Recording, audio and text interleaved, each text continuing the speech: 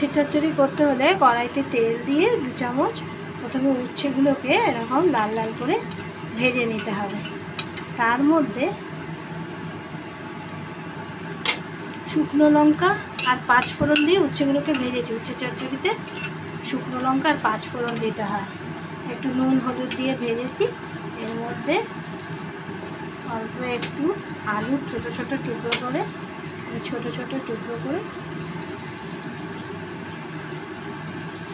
দিয়ে দিলাম। কুমড়ো এরকম ছোট ছোট টুকরো করে দিয়ে দিলাম।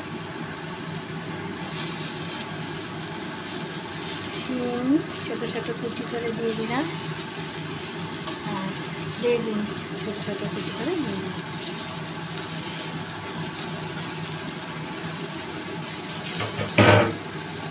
এবার একটু হলুদ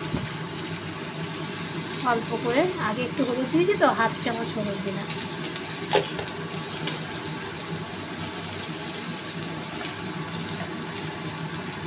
আগে নুন দিয়েছি তাই অল্প একটুখানি 1/2 চামচ মতো নুন দিলাম।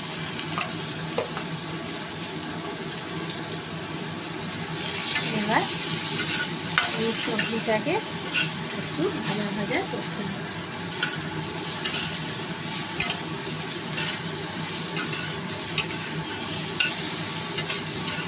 অল্প একটু নেড়ে চেড়ে ভাজা ভাজা করতে হবে।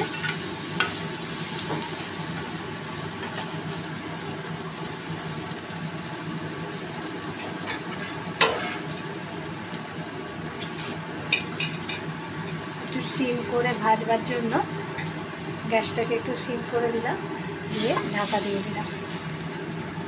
5 মিনিট ধরে একটুখানি তরকারিগুলো একটুখানি ভেজে নিয়ে তারপরে মশলা দেবো। 5 মিনিট পর ঢাকনা খুলে দেখছি, মাঝে মাঝে নাড়িয়ে দিয়েছি, সবজিগুলো একটু ভাজা ভাজা হয়ে গেছে। এবার এর মধ্যে মশলা দেবো।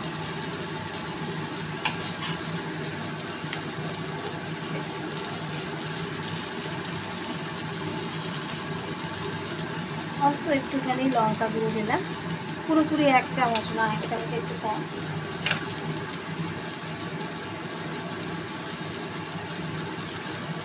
আর একটু তেতো তো, একটু মিষ্টি মিষ্টি হলে ভালো, ছোটো চামচে 1.5 চামচ চিনি দিলাম। আর অল্প একটু জল দিলাম।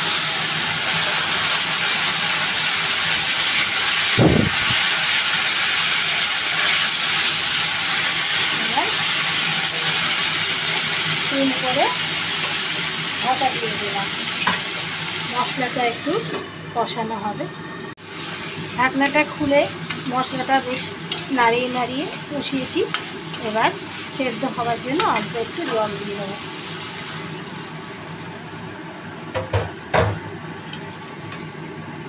সবজিগুলো সেদ্ধ হবে, 5 মিনিট লাগবে একটু সেদ্ধ হতে। ঢাকা দিয়ে দিলাম। 5 মিনিট হয়ে যাবার পর ঢাকনাটা তুলে দিচ্ছি। হয়ে গেছে উচ্ছে চচ্চড়ি। যাই শুকনো শুকনো মাখা মাখা, খেতে বেশ ভালো লাগে। এইভাবে করে খেলে ভালো লাগে। এটা নিরামিষ পদ, আবার একটু তেতেও খাওয়া হয়। এবার উচ্ছে চচ্চড়িটা নামিয়ে নেব।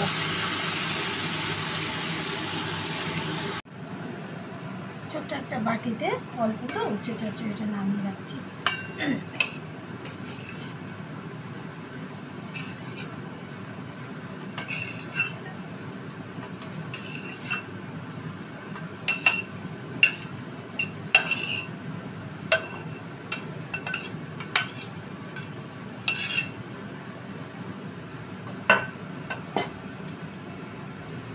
চচ্চড়ি